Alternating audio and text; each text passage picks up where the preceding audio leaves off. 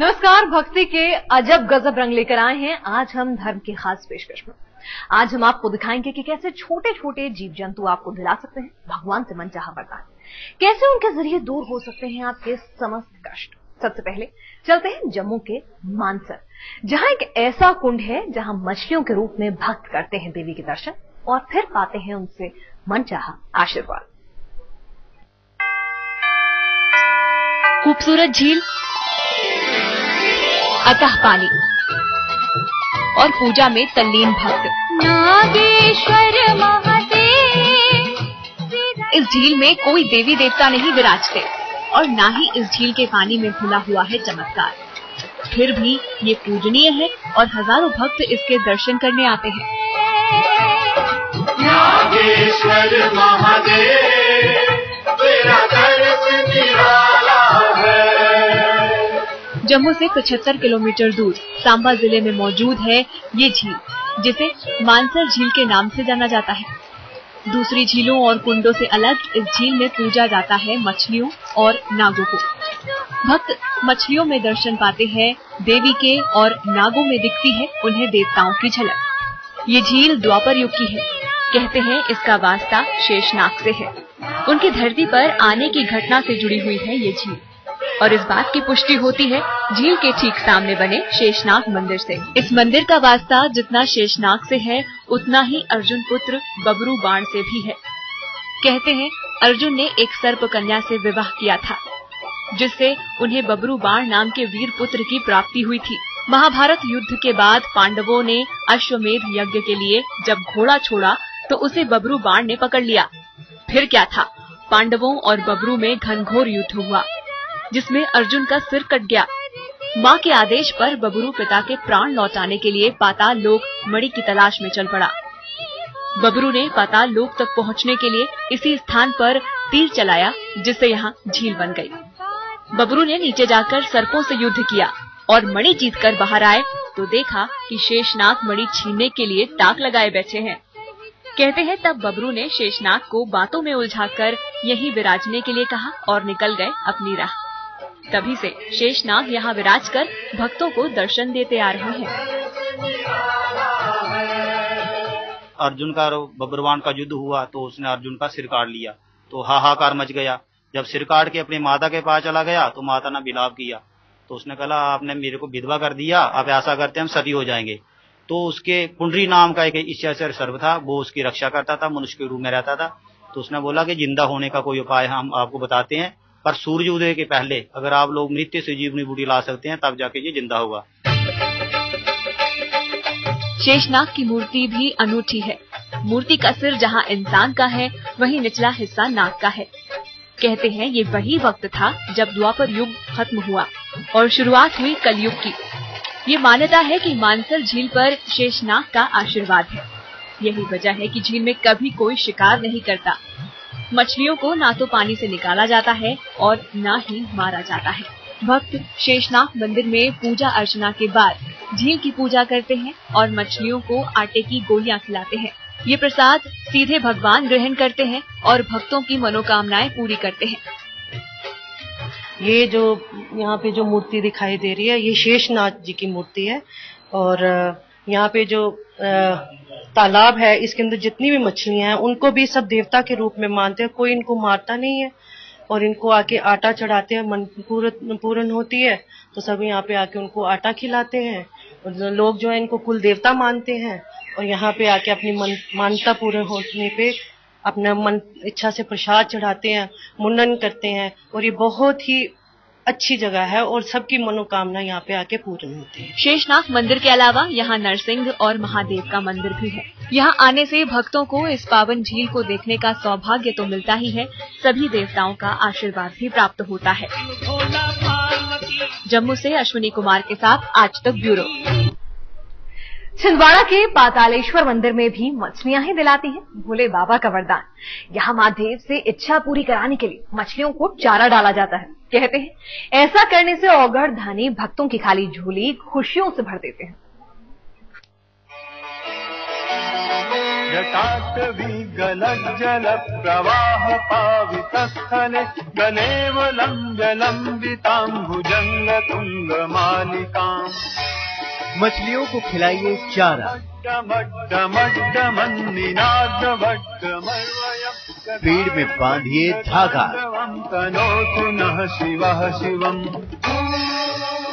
पति की उम्र होगी लंबी।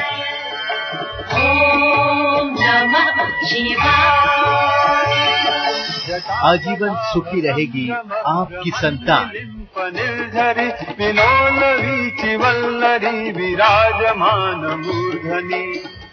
आपके पति की उम्र लंबी हो और सुखी रहे आपकी संतान, तो चलिए हमारे साथ उस दर पर जहां मिलता है आजीवन सुख समृद्धि का वरदान।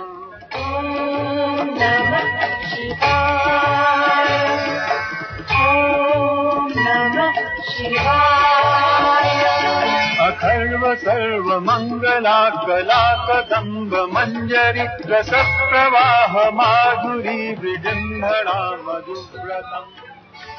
मध्य प्रदेश के छिंदवाड़ा जिले के रेलवे स्टेशन के करीब है महादेव का वो सिद्ध स्थान, जहां मंदिर के परिसर में मौजूद बावड़ी में अगर मछलियों को चारा खिलाया जाए तो आपकी मांगी गई हर मन्नत पूरी होती है।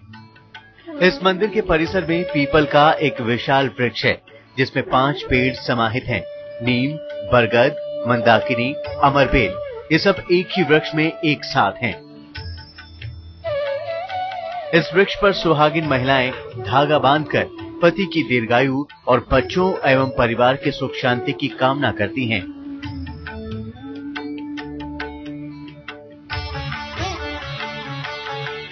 इस मंदिर की स्थापना कई सौ साल पहले नागा साधुओं ने की थी।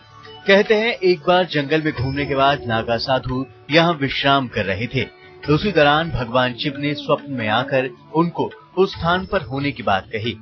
तब वहाँ करीब 10 फीट खुदाई करने पर भगवान शंकर की मूर्ति निकली, जिसकी साधुओं ने स्थापना कर पूजा अर्चना करनी शुरू कर दी।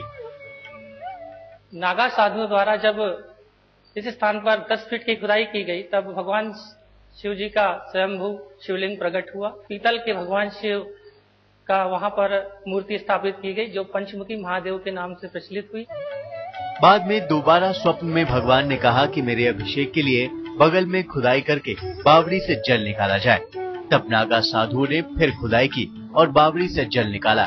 कहते हैं उसी बावड़ी में 2 मछली गंगा एवं यमुना नाम से प्रसिद्ध थी, जिनकी नाक में सोने की रिंग थी। कहा जाता है कि जो भी भक्त इन मछलियों को दाना डालकर मन्नत मांगता है, उसकी मनोकामनाएं पूरी होती हैं। और इसी मान्यता पर विश्वास कर आज भी यहाँ भक्त मछलियों को चारा खिलाते हैं।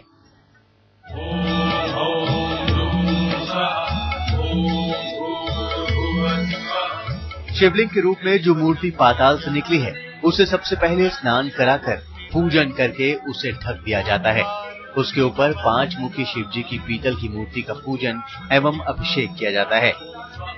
हजारों साल पुराने इस मंदिर में भगवान की आरती का गवाह बनने के लिए सुबह से ही भक्तों की भीड़ उमड़ने लगती है। आंखें बंद कर दोनों हाथ जोड़कर भक्त मांगते हैं महादेव का आशीर्वाद।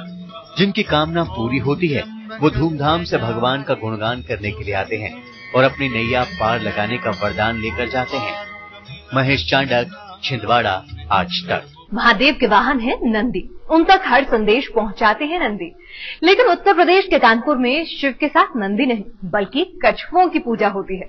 यहाँ के नागेश्वर मंदिर में शिव से आशीर्वाद पाने के लिए, उन तक कामना पहुंचाने के लिए कछुओं से लेनी होती है इजाजत। क्यों, क्या है इसके पीछे की कहानी, आइए दिखाते हैं आपको।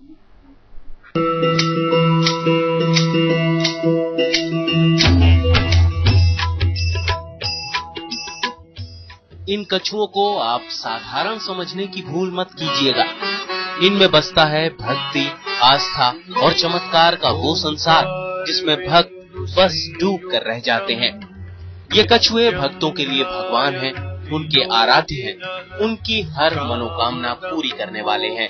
इनके आशीर्वाद के बिना महादेव की कृपा नहीं मिलती। तभी तो भक्त मंदिर जाने से पहले इन कछुओं के पास शीश नवाने दौड़े चले आते हैं। कछुए पूरी करते हैं मुराद। ये अनोखा मंदिर बना हुआ है उत्तर प्रदेश के कानपुर शहर में। भक्त इस मंदिर को जानते हैं नागेश्वर मंदिर के नाम से, लेकिन बुलाते हैं कछुए वाले मंदिर के नाम से। यहाँ कछुए पहचान है महादेव के इस मंदिर की, क्योंकि यहाँ पर कछुए भक्तों की मनोकामनाएं पूरी करते हैं। ये माना जाता है कि यहाँ आकर कछुओं को खाना खिलाने से भक्तों की हर इच्छा पूरी हो जाती है। यहाँ मिलती है संतान, परीक्षा में मिलती है कामयाबी, ब्याह में नहीं आती अड़चन। कहते हैं इस मंदिर में कछुए भक्तों को हर तरह का वरदान देते हैं। जो भक्त संतान की खुशियों से वंचित होते हैं उन्हें बच्चे का आशीर्वाद मिलता है।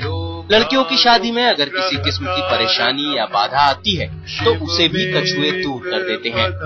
यही नहीं, परीक्षा में पास होने के लिए भी लगने वाली अर्जियों को कछुए अपना आशीष देते हैं। उनके दर्शन करते हैं और कछुओं को आटा खिलाते हैं। मेरी सारी मनोकामनाएं कछुआ पूरी करते हैं। आशा है आगे भी करते रहेंगे। तालाब इसमें कछुए हैं, मछलियां भी हैं, सैकड़ों की तादाद में बड़े बड़े कछुए हैं। लोग अपनी जो मांग करते हैं ईश्वर से वो पूरी हो जाती है, तो आगे यहाँ कछुओं को लोई खिलाते हैं उनको। कछुओं वाले इस अनोखे मंदिर को चलाते हैं देवी दयाल पाठक। इनके पूर्वजों को करीब 300 साल पहले नर्मदा नदी के तट पर शिवलिंग मिला था, जिसे उन्होंने यहाँ स्थापित कर इस मंदिर की नींव रखी थी। हालांकि इस सवाल का जवाब किसी के पास नहीं है कि महादेव के इस मंदिर में कछुओं की पूजा क्यों और कब से होनी शुरू हुई, लेकिन ये मान्यता जरूर है कि कछुओं की पूजा के बिना शिव की पूजा अधूरी रहती है। लोग आसपास से चारों तरफ से लोग यहाँ आते हैं, जो उन कछुओं को खिलाते हैं। जिनकी मुरादें पूरी होती हैं वो बार बार आते रहते हैं। कछुआ बुद्ध ग्रह का प्रतीक है। बुद्ध की ग्रह की शांति के लिए भी तमाम लोग आते हैं, तमाम तरह के अनुष्ठान यहाँ कराते हैं। इस मान्यता का आज भी भक्त पूरी लगन और शिद्दत से पालन करते हैं। पहले कछुओं की पूजा की जाती है, उन्हें खाना खिलाया जाता है और फिर किया जाता है महादेव का अभिषेक। भक्तों का मानना है कि यहाँ कछुओं को खाना खिलाने के अलावा अगर कछुओं का दान किया जाए तो न केवल असंभव काम पूरा हो जाता है बल्कि किस्मत भी चमक जाती है। रंजय सिंह, कानपुर, आज तक। प्रणाम मेरे भाई बहन। आज का मंत्र तांबूल मंत्र। इसका प्रयोग करते हैं अपने अधिकारी को, जो अपने शीघ्र उच्चाधिकारी होते हैं, जो त्वरित अधिकारी हैं, हमारे इमीडिएट बॉस हैं, उनको प्रसन्न करने के लिए। कई बार ऐसा होता है कि हम कुछ भी करते हैं लेकिन अधिकारी प्रसन्न ही नहीं होते हैं। इसके लिए उनको प्रसन्न करने के लिए इसका प्रयोग करें। पहले मैं मंत्र निवेदन करता हूं, फिर इसकी विधि बताता हूं। मंत्र है एला लवंग संयुक्तम तांबूलम प्रतिगृह्यताम।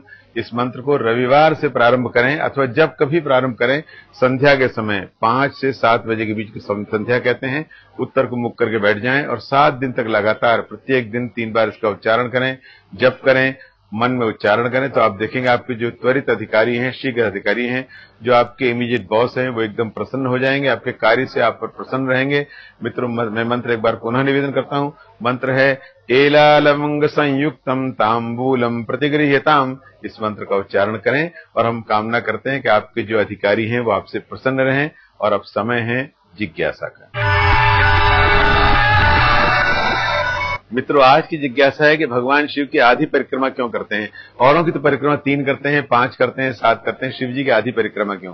शास्त्र में लिखा है जो शिव जी की जलधारी होती है उसको लांघते नहीं है, क्योंकि शिव जी की जलधारी में उनका आशीर्वाद होता है और उनकी कृपा होती है। उनकी जो गंगा से धार बहती है वो गंगा की धार होती है, इसलिए उसको लांघते नहीं है। तो आधी परिक्रमा करने से ही उनकी पूरी परिक्रमा करने का फल प्राप्त हो जाता है। शिव तो महादेव हैं, शिव तो सबके अधिकारी हैं, सबके कृपालु हैं, इसलिए आधी परिक्रमा करें शिव की और शिव को प्रणाम करके आधी परिक्रमा करके लौट जाते हैं तो उससे ही पूरी परिक्रमा का परिणाम और फल प्राप्त हो जाता है। इसलिए मित्रों, जब भी आप परिक्रमा करें भगवान शिव की आधी परिक्रमा करें, इससे ही पूरी परिक्रमा का फल प्राप्त हो जाएगा और हम कामना करते हैं कि आपको पूरा फल प्राप्त हो। मित्रों, इसी के साथ आज का ये कार्यक्रम अब यहीं संपन्न होता है। नई जिज्ञासाओं और जानकारी के साथ आपसे पुनः मुलाकात होगी। तब तक के लिए आज्ञा दीजिए। बस प्रणाम।